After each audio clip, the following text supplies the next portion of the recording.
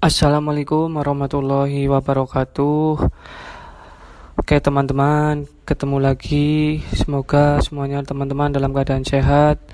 Hari ini kita akan coba membahas lagi mengenai soal-soal kompetensi manajerial bagi teman-teman yang ingin mendaftar P3K, baik itu dalam formasi guru maupun formasi non-guru. Langsung saja teman-teman, kita langsung masuk ke soal yang pertama. Sebuah organisasi sedang mengalami permasalahan internal seputar manajemen keuangan, kerugian atau defisit yang cukup besar. Pendapat saya terhadap kondisi ini adalah A. Saya akan menjaga kerahasiaan permasalahan yang sedang terjadi dan tidak ingin ikut campur masalah keuangan. B. Seharusnya pimpinan puncak dapat menindak tegas yang terlibat dalam masalah ini. C. Tidak mempersoalkan masalah tersebut karena bukan bagian tugas saya. D. Pastikan bahwa kepala keuangan bertanggung jawab penuh terhadap masalah ini. E. Perlu menjelaskan permasalahan kondisi keuangan perusahaan kepada seluruh jajaran organisasi agar dapat mengevaluasi kembali rencana pembelanjaan. Oke, kita bahas satu-satu teman-teman. Dari yang poin A, ketika ada permasalahan internal, baik masalah keuangan ataupun masalah yang lain, sebagai orang yang bekerja pada instansi tersebut, kita harus menjaga kerahasiaan permasalahan yang terjadi dan tidak ikut campur apabila itu bukan bagian dari tanggung jawabnya ya.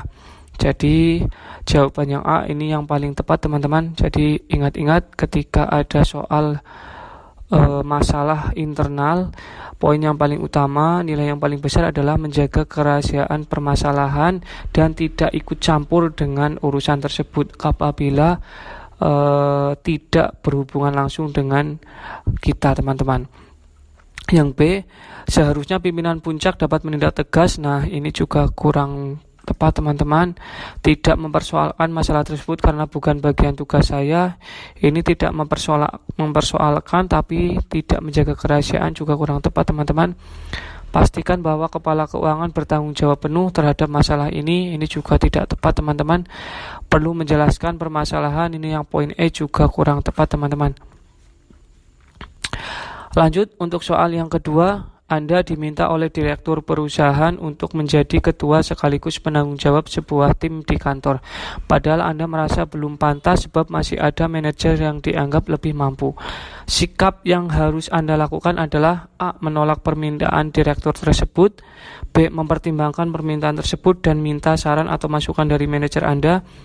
C. Menerima permintaan tersebut dengan senang hati. D. Menolak permintaan dan mengusulkan manajer Anda saja kepada direktur. E. Menerima tawaran tersebut agar Anda bisa naik jabatan sejajar manajer Anda. Oke, di sini poin utamanya adalah Anda diminta untuk menjadi ketua dan penanggung jawab, padahal masih ada manajer yang dianggap lebih mampu. Nah, poin utamanya kita lihat dari poin-poin jawabannya. Yang A, menolak permintaan, ini bukan jawaban yang paling tepat teman-teman, karena sudah ditunjuk. Jangan langsung menolak teman-teman. Kemudian yang B, mempertimbangkan permintaan tersebut dan minta saran atau masukan dari manajer Anda. Ini poin yang paling bagus teman-teman. Jadi ketika ada yang lebih mampu, kita harus konsultasi terlebih dahulu. Kemudian yang C, menerima permintaan tersebut dengan senang hati.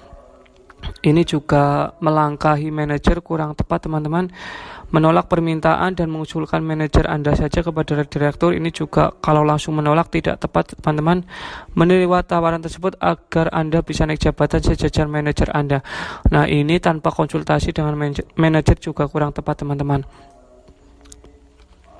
Oke, kita lanjut untuk soal yang ketiga.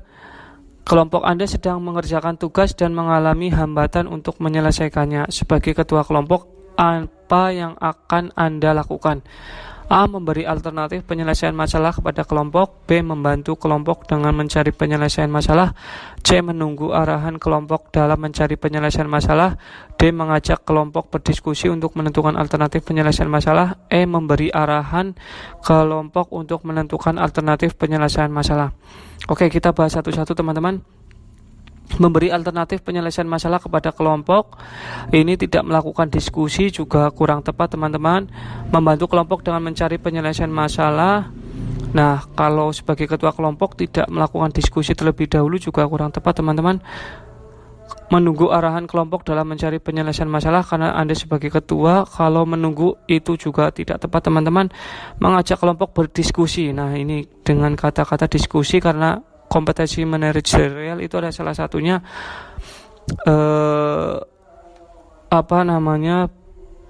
harus bisa berkelompok ya, dengan kelompok. Jadi tidak hanya melibatkan diri sendiri. Untuk menentukan alternatif penyelesaian masalah, ini adalah poin yang paling tepat teman-teman. Memberi arahan kelompok untuk menentukan alternatif penyelesaian masalah. Kalau memberi arahan juga hanya melibatkan satu orang saja, ini juga kurang tepat teman-teman. Jadi diingat-ingat dalam kompetensi manajerial, untuk menyelesaikan suatu masalah harus bisa melibatkan banyak orang ya, jadi tidak hanya melibatkan diri sendiri seperti itu. Lanjut teman-teman untuk poin yang nomor 4, soal yang nomor 4, seberapa sering gagasan Anda diterima dan dijalankan dengan baik oleh tim atau rekan kerja? A. Selalu, gagasan saya cemerlang dan selalu diterima. B. Kadang-kadang, jika ide baik itu muncul. C. Sering, kebanyakan gagasan saya unik sehingga dapat diterima. D. Saya jarang mengumumkan ide. E. Kadang-kadang ide diterima. Nah, kalau ada soal yang seperti ini teman-teman, jawaban yang paling tepat adalah jawaban yang memiliki ide yang paling sering digunakan dan juga selalu ya. Jadi selalu digunakan, jangan kadang-kadang, sering, tapi pilih yang selalu teman-teman, kata kuncinya. Jadi jawaban yang paling tepat adalah yang A teman-teman. Kalau kadang-kadang kemudian sering, apalagi jarang, kadang-kadang juga ini jangan dipilih teman-teman. Jadi poin yang paling banyak adalah yang A ini teman-teman, yang selalu. Soal terakhir teman-teman, nomor 5, apakah Anda sebagai seorang pemimpin mendelegasikan tugas kepada staf Anda? Ini sebagai seorang pemimpin, apakah mendelegasikan tugas kepada staf Anda? Yang A, saya mendelegasikan semua tugas kepada semua staf dan saya sebagai pengontrol dan pengawas. B, saya mendelegasikan sebagai tugas kepada staf dan sebagian kepada saya. Saya mendelegasikan tugas biasa kepada staf dan tugas penting untuk saya. Saya mendelegasikan sebagian kecil tugas kepada staf. Saya mendelegasikan sebagian besar tugas kepada staf.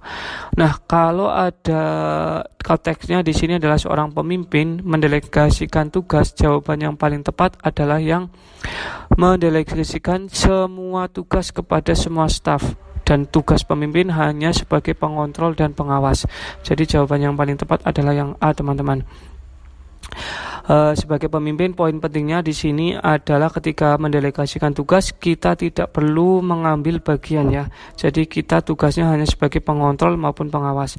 Jadi yang B, C, dan D itu masih berperan, ini tidak tepat teman-teman, tidak merupakan jawaban yang paling bagus.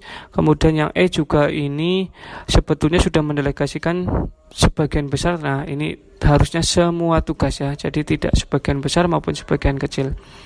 Jadi ketika mendelegasikan tugas, semuanya saja teman-teman. Jawaban yang paling utama adalah yang A teman-teman. Oke, untuk pembahasan pada kali ini cukup sekian, semoga bermanfaat. Sukses selalu untuk teman-teman yang ingin mendaftar P3K. Assalamualaikum warahmatullahi wabarakatuh.